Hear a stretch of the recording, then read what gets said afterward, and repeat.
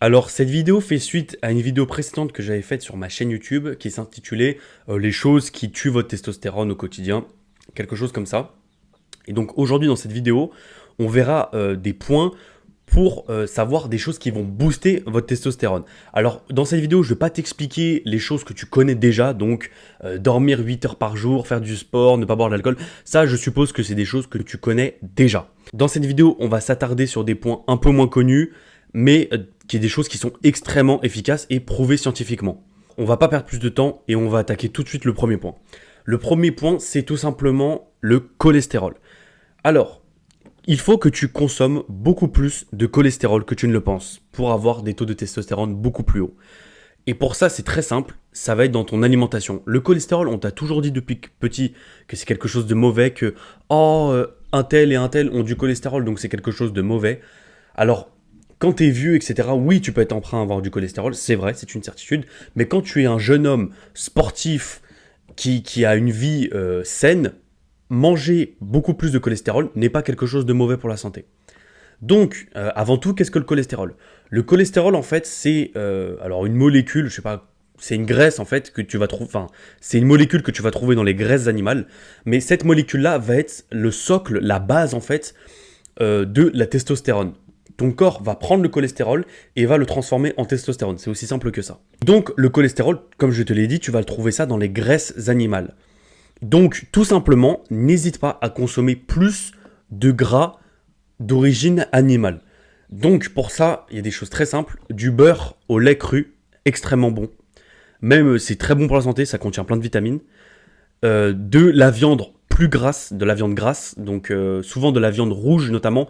La viande blanche est une viande très peu grasse, donc il n'y aura pas ce cholestérol-là. Ce cholestérol, tu vas le chercher souvent dans le faux filet, dans les entrecôtes, les morceaux un peu gras du bœuf, de la vache. Et aussi, tu vas le trouver dans les œufs. Cette dernière option des œufs est extrêmement efficace. Couplé, hop, tu mets un petit bout de beurre au lait cru dans une casserole et tu fais des œufs, c'est excellent. C'est un putain de booster de testostérone. Il y a des mecs qui vous vendent des boosters de testostérone à genre 30, 40, 50 balles le pot, alors que le meilleur booster de testostérone, c'est le jaune d'œuf. Pourquoi? Parce que le jaune d'œuf contient du cholestérol, le cholestérol qui va être transformé en testostérone. Il n'y a pas plus simple. Le plus tu consommes de cholestérol, le plus ton corps va le transformer en testostérone. Va pas chercher plus loin. Donc, n'aie pas peur de consommer plus de graisse animale. C'est d'accord. Moi, tu vois, je consomme minimum 5 œufs par jour. Excuse-moi, j'ai pas l'air d'avoir un physique de merde. J'ai pas l'air d'être en mauvaise santé. Tous les médecins vont dire non, mais c'est pas bien, c'est mauvais, c'est mauvais. Y a rien de mauvais quand tu es jeune et sportif à avoir une alimentation plus riche en graisse, surtout de bonnes graisses d'origine animale. D'ailleurs, je fais un petit point là-dessus. À l'inverse, le sucre et les glucides sont à éviter à trop grande dose. Aujourd'hui, on va te dire que la source principale d'énergie de l'homme, c'est le glucose, ce qui n'est pas forcément vrai, ce n'a pas toujours été le cas. Le Homo sapiens, ça fait 300 000 ans qu'on existe. Sur ces 300 000 ans, on n'a pas commencé à consommer du blé du jour au lendemain. On tuait des animaux, on consommait leur graisse, on mangeait des fruits. Notre source d'énergie venait de sucre qui venait de fruits et de miel, et une graisse qui était d'origine animale. Donc les gens qui vont dire oui, mais le riz, le blé, etc. Alors oui, c'est des sources de glucides intéressantes, surtout quand on est dans le milieu du fitness, etc. Après un entraînement, manger du riz, ça peut être intéressant. Pourquoi? Parce que ça fait une recharge glucidique. Oui, c'est intéressant, mais tu ne dois pas prendre pour source principale les glucides, pour source d'énergie principale les glucides.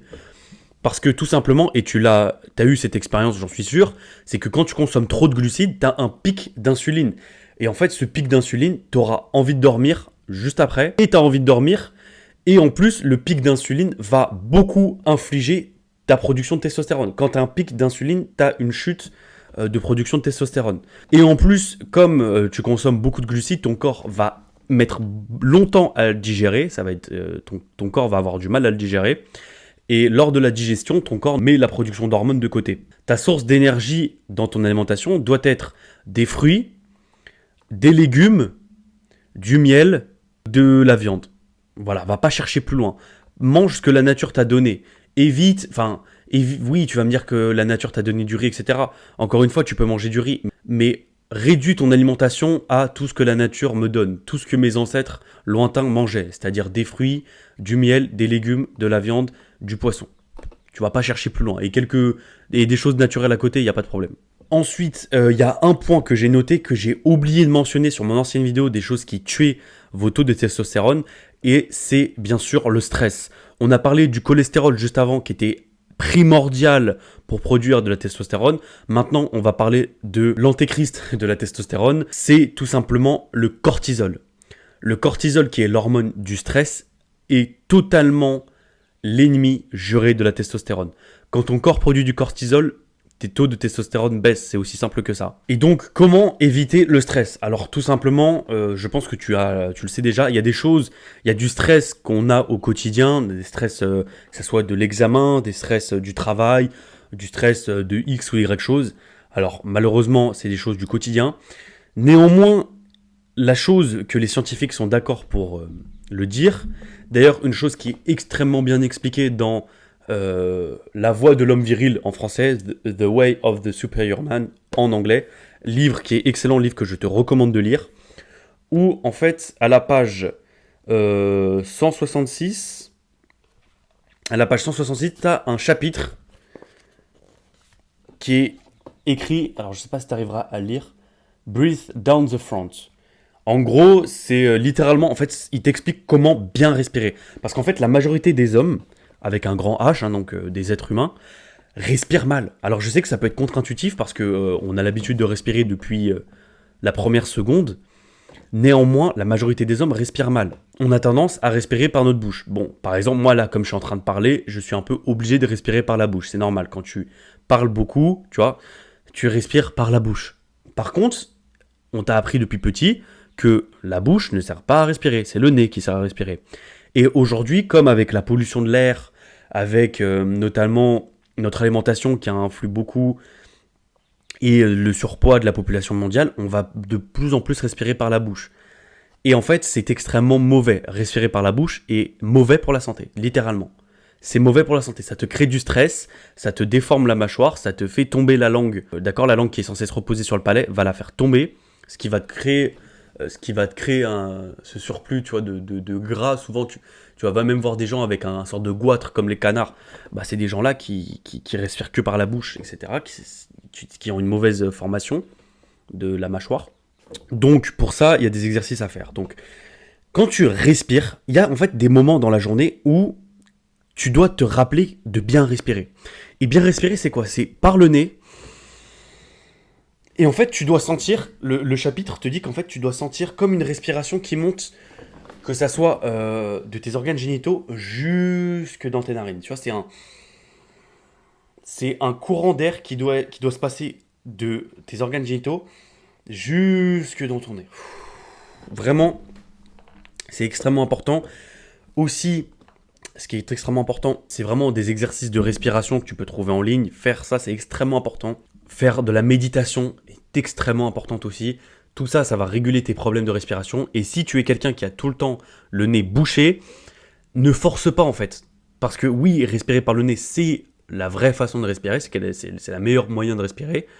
Néanmoins, si tu as tout le temps le nez bouché, commence pas à vouloir forcer. Juste respire par le nez silencieusement. Fais pas comme ça. C'est désagréable pour tout le monde et ça te fait mal. Et juste respire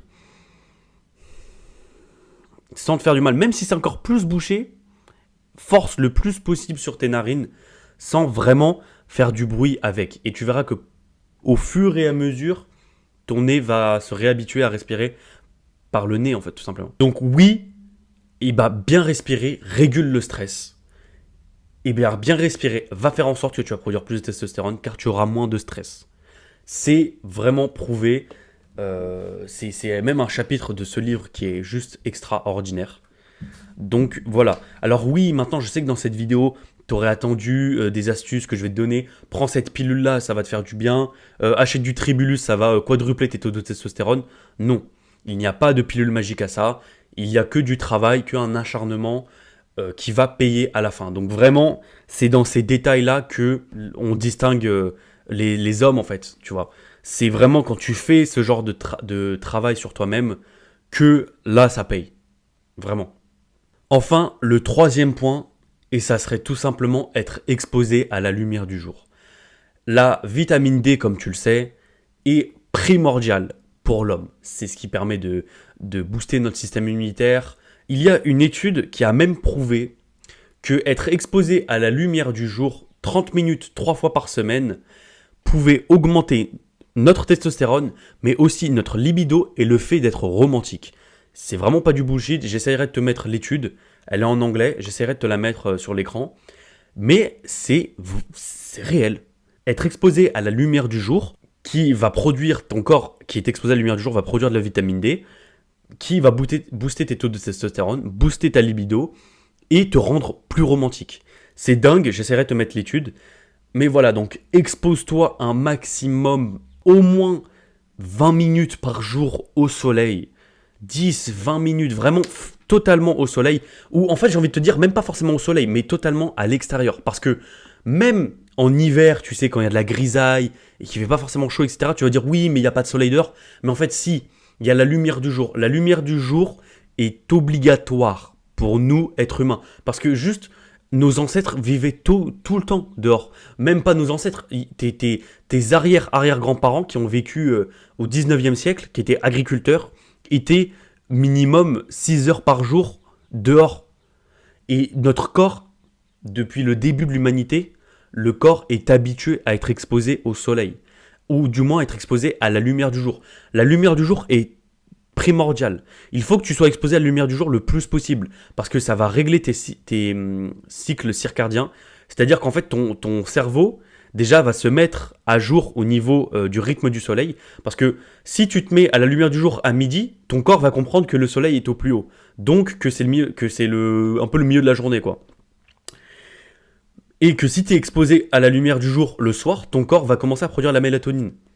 C'est extrêmement important d'être exposé à la lumière du jour et le matin, et l'après-midi, et le soir. Comme ça, ton corps est tout simplement en adéquation avec le temps, tout simplement, dehors, et la lumière du jour.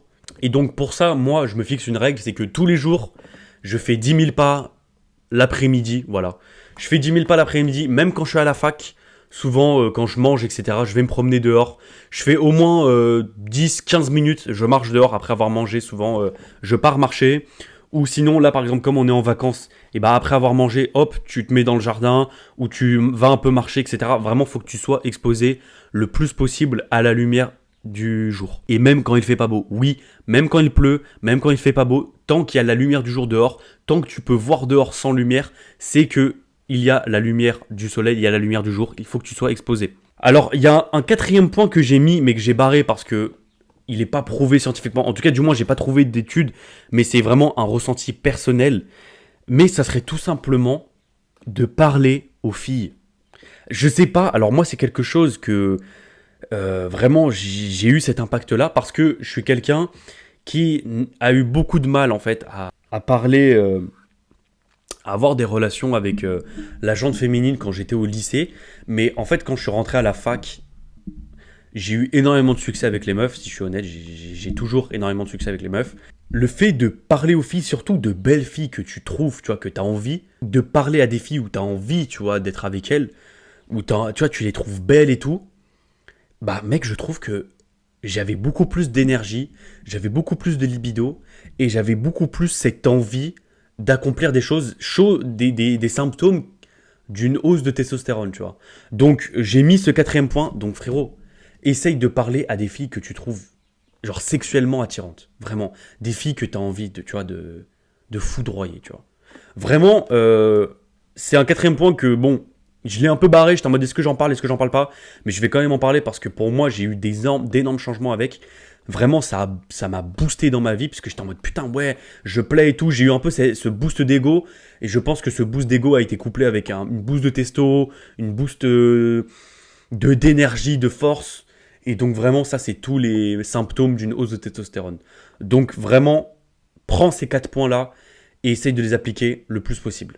Bon, allez, moi, c'était Julien Sans Filtre. N'hésite pas à t'abonner pour plus de contenu comme ça. C'était une petite vidéo simple et efficace.